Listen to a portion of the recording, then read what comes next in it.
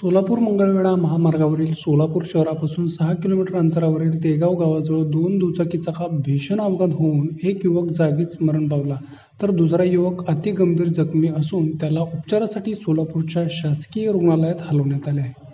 अपघात सकाळी 10 ते 10:30च्या दरम्यान घडला.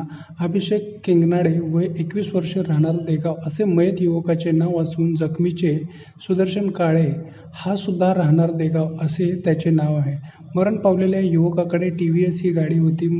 महामार्गाच्या मध्ये असलेल्या डिव्हायडरला जाऊन गाडी धडकली आणि रस्त्याच्या मध्ये असलेल्या सोलार लॅम्पला संबंधित युवकाचे डोके धडकले आणि जबर मार लागून तो जागीच ठार झाल्याची माहिती मिळत आहे. तर दुसरा युवक अतिवेगाने असल्याने त्याची गाडी अपघातग्रस्त युवकाच्या गाडीला धडकली. तो सुद्धा गाडीवरून उडून त्यालाही गंभीर जखम झाली आहे.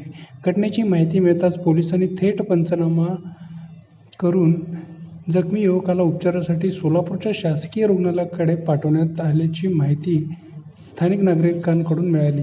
हा अपघात होताच या भागातील शिवसेना नेते गणेश वानकर सह देगावमधील ग्रामस्थांनी मोठी गर्दी त्या ठिकाणी केली होती. या युवकाच्या मृत्यूबद्दल गावातून हळहळ व्यक्त होत आहे.